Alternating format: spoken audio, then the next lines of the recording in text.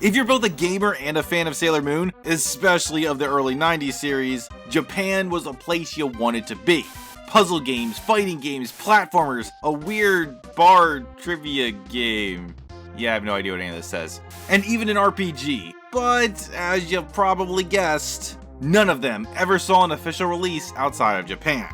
So, if you want to play them legitimately, you gotta import them. But, are they worth it?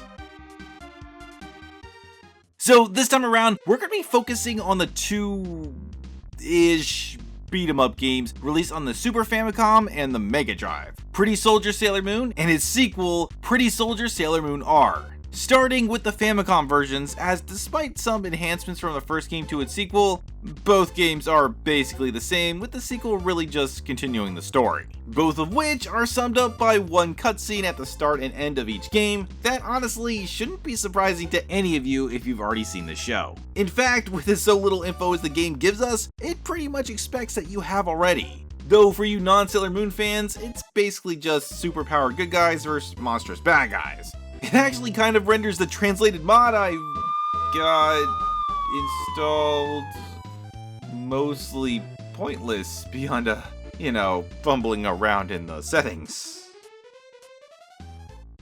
Okay, well, now that we've given ourselves a fighting chance, trust me on this one, let's jump into our first game and pick our scouts, with all 5 inner scouts being present and accounted for.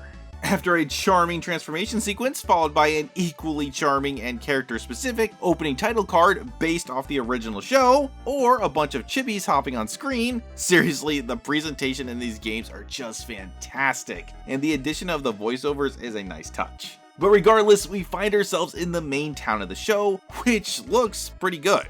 Though, sadly, I can't quite say the same for our characters. While it is a bit of a mixed bag, clearly going for the anime cartoony look with the very bright, flat colors, it comes off feeling half-baked. It's hard to exactly pinpoint why, but I'm gonna blame the animations, or lack thereof, which, what we do have, feel very stilted. Particularly with the enemies. What's wrong, One Punch Chick? Can't move your torso? But overall, the visuals are without a doubt the best elements of both games. Which should honestly concern you, but hey, they do rep the anime fairly well with bright and colorful sprites, populating environments sprinkled with lots of references and tiny details. The Scout's idle animations are especially adorable, and a lot of the moves, like Mars' flying spin kicks, are still badass. Seeing the pudding in the background just shake whenever I suplex an enemy is oddly amusing, and it all happens while letting players duke it out in familiar and iconic locales, such as the Crystal Palace. But for now, we're jumping into the fray, where we encounter our first big bad. A few of them, in fact, which is very unlike Sailor Moon. Pretty sure that most fans of the original show knows that it followed a very simple monster of the day routine, usually ending up with the girls getting bound and shocked, before eventually escaping and then stock footaging their way to victory. I can just feel the savings. Well, that won't fly on a beat 'em up. We gotta brawl. And since there's no foot soldiers or putty style foes in this series, filler monsters have been reduced to cannon fodder, and our girls actually have to fight, which canonically, at least 2 of them aren't good at, which absolutely carries over to the games. Both Sailor Moon brawlers are your classic arcade-style beat-em-ups, akin to Turtles in Time, Streets of Rage, or Final Fight. You scroll the screen to the right, enemies pop up, and you punish them in the name of the moon. Rinse and repeat until you turned all your foes to moon dust. A simple formula to be sure, and one that can definitely become monotonous quickly, especially when done wrong. And yeah, unfortunately, these games do it wrong. But not for lack of trying, as the girls do have a pretty decent arsenal. Like I said, the first 5 scouts are all playable, with minor differences between them, though for the most part, they all are pretty much the same. Each girl has a basic punch combo that can end with a throw by holding up, a ranged charge attack, front and back throws, 2 different jump attacks, and a health draining get the hell off of me move. Though that one eats into your health, so use it sparingly. Really, the differences between them all are pretty subtle, but the impact is enough that it actually does matter. Jupiter definitely hits the hardest, but Mars is easily the best with good damage output combined with great range. Just look at those legs. Oh wow, for gameplay purposes, of course. Yeah, kids shouldn't be watching this. Mercury is the fastest of the group, which means absolute diddly in this game, as she slaps like a wet noodle. Arguably the worst of the group. And I'll just let Sailor Moon's animation speak for itself. Interestingly, Venus stands out the most, or at least in the first game anyway, as she busts out a super long range chain attack, which sounds pretty awesome until you realize that for some reason it misses the bosses on every third swing. Which, let's be real, is for balancing purposes, but oh man, is it annoying as hell. Plus, it comes with the cost of dropping the punch combo, making attacking enemies way safer, but the trade-off being that it's way slower. Really, it's gonna come down to personal preference here, and for me, it was a no-go. Which really sucks, because she's my favorite scout. For wholesome reasons, of course. Moving on, foes. Yes, foes start to get a bit more varied in their movesets, and while it's nothing particularly overwhelming, other than maybe the sheer numbers at times, it does get repetitive fast, as they aren't that varied. Though these sliding guys in the second game are a pain in the ass.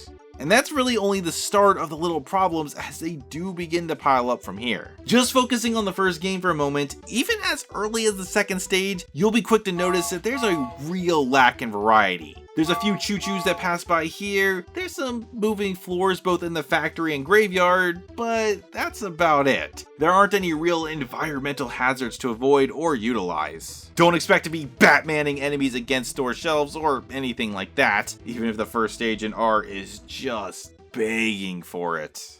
I'm Batman. Plus, there are no good weapons to find to help you pick up the pace either, aside from a single fan I found at random once. But that hardly counts, it's not very satisfying to use. Give me a lead pipe any day of the week. And without anything to give you that oomph to rack up some damage, you're gonna realize real quick that these games are painfully slow. I find myself even struggling to get drawn into the action. I just can't get pumped. And the culprit for that is the music. Ugh, this soundtrack really does feel like it's weighing me down as I fight, as aside from the wonderfully faithful opening tracks at the title screens, the OST in these games do not mesh with the action at all. They are far too slow and oddly lighthearted, lacking any kind of energy or momentum to complement a cosmic beatdown, with the first game being the worst of the two. And let me be clear and fair. The music in these games are in no way bad. They work great in the other titles they're featured in, such as the RPG, but they have no place being here. And if being painfully slow wasn't already a deal breaker, the combat is more tedious than fun, and can be frustratingly cheap at times. Most of the enemies are just faster than you, and they have better reach, especially compared to Sailor Moon and Mercury. And oh boy, beware of the stun locks. The range issue hurts even more when you realize that the scouts can only briskly walk towards their enemies, meaning no run attacks.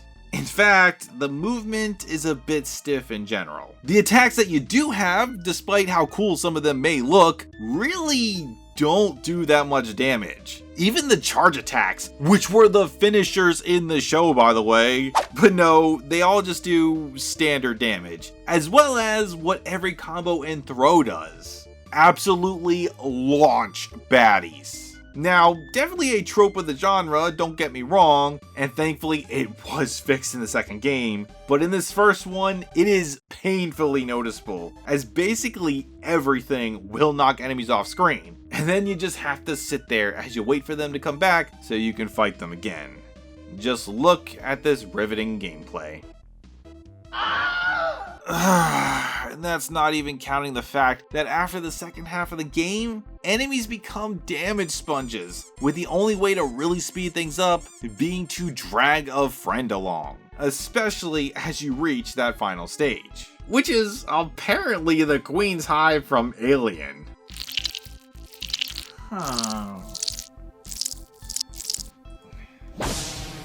Because while all the bosses can be cheap, the final boss is basically just a battle of attrition. Luckily though, we've got our friend by our side. Luckily though, we've set the continues to maximum. So after bringing down the broken Queen Barrel and getting our closing cutscene, we can jump right into Sailor Moon R with our heads held high, knowing that the MegaDrive version would learn from its mistake with the next game by not publishing it. Yep, Sailor Moon R is a Super Famicom exclusive, and as I said, for the most part, it is just the first game again, only slightly better, so we can skip what we already know and focus exclusively on what it does differently. Starting with the inclusion of 2 extra modes. A verse mode that is made immediately redundant by the existence of actual Sailor Moon fighting games, and a Chibi Moon mode, where you play as Chibi Moon, which in lame man's turn is just baby mode. The scouts have been balanced, like how Mars has gotten a nerf and Venus has completely been overhauled, entirely ditching her whip, in favor of a more standard setup, though honestly it does kind of take away from her uniqueness, but at least they put that uniqueness back into the enemies. While not drastically different, the enemies in R are more dynamic. As much as I hate these sliding pricks, I'm glad that they're here, as the new enemies do require a bit more strategy to safely engage them. Fortunately, we too have gotten a few upgrades, like a stage with an actual hazard that you can abuse. And we absolutely did. But more importantly, we've got a super useful screen clearing special attack represented by the ribbons up here. Sadly though, you only get 2 per stage even when you lose a continue. Plus, they only exist in single player. Like, what? But I'd say that easily the biggest improvement from Sailor Moon to Sailor Moon R has to be the pacing. While the combat and everything else still feels pretty slow, the music is not much of an upgrade from the first game. The enemies at least aren't nearly as tanky. Plus the sequel is shorter, so you'll be able to beat the game in literally half the time, not overstaying its welcome. Though, let's be real here, when one of your game's biggest positives is telling the player, hey, don't worry, it'll all be over soon.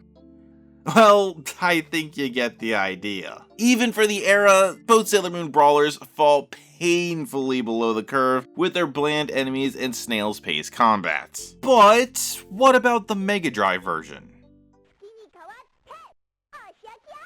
Pretty Soldier Sailor Moon for the MegaDrive is definitely a different take on the game, fixing a lot of the Super Famicom's issues, with the major one being the stiffness, which has been ironed out, making combat feel way smoother. The enemies definitely appreciate this, though the visual enhancements do come at a cost. A small one and a big one. The small one just being some slowdown, but really that only occurs when you attack the environment, which isn't often, so it's negligible. But the big one, we're gonna come back to that later. So if you actually sit there and wait long enough at the start screen, you'll actually get a minor story about the Negaverse being revived. And while it is missing the opening and ending cutscenes that, let's be real here, we've already seen if you've watched the show, instead, at the start of each stage, as well as right before every boss, has the characters exchanging dialogue, making the English patch all the more important for this version. Though, even if you don't have that, you're really only missing out on some witty banter. Though, obviously, it has its charm, especially for Sailor Moon fans. On top of that, it's also worth noting that the bosses and stages in this version are also changed. Again, being much more interactive. Like an elevator that you could just yeet foes from, or fighting enemies on the top of tractor trailers that you can't yeet foes from. Huh. And the bosses are actually the generals that you'd expect from the show. But with the exception of the secret final boss, they're all pushovers. Psycho Crusher! much easier than the normal enemies, though that's mostly due to the difference in numbers. Though I wouldn't be surprised if looking at the Mega Drive and Super Famicom versions side by side, you end up thinking to yourself, don't these games pretty much play the same? As all the girls are rocking the same moves, with the only real differences being that the Mega Drive squad doesn't have the combo into the throw or the actual meter showing off the charge attack. And I do think that the charge in this game is slightly longer, but I'm not sure. And that all might be because the action is faster. You attack faster, you move faster. The one weapon in the game actually does damage. You've got a long distance flying kick, though still no run. And on top of all of that, the enemies actually move faster too. And they don't take a silver millennia to get back up on their feet. Plus, the fighting areas themselves are actually a little bit longer, so it's actually easier to keep them on stage. And all while music that actually fits the pacing of the game plays in the background, combining that classic Genesis Mega Drive sound with a Sailor Moon vibe. Way better than trying to kick butt to the elevator music from the Super Famicom games. The only real problems that remain are that the enemies are still too tanky, and the action never really reaches the peak of its contemporaries, with the major thing holding it back being that one other sacrifice I mentioned earlier, as Pretty Soldier Sailor Moon on the Mega Drive commits the greatest sin that a beat 'em up can, being one-playered. Yes, the big sacrifice for the improved graphics is no co-op.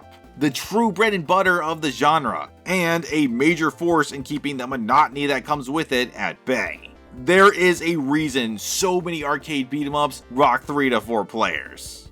It's just more fun that way. And while speaking of arcade games, just so you all know, there was actually an arcade Sailor Moon beat-em-up game that I've actually already covered here on the channel. So if you need more Sailor Moon butt kicking, check that video out as well. But as far as the Mega Drive version goes, it's a real shame, because if the co-op version had been intact, the Mega Drive version would have easily been the best of the Sailor Moon beat-em-ups. And yes, that includes the arcade version. And honestly, the Mega Drive version still kind of is the best, but not nearly as much as it could have been. And what's worse, no Sailor Moon R version means no improvements, which honestly could have resulted in a hidden gem here. It has the framework for it. But as it stands, whether it be Sega or Nintendo, all of these games are just below average to average at best. So unless you are a hardcore Sailor Moon fan, these games are best left overseas. Or emulated. I'll punish you!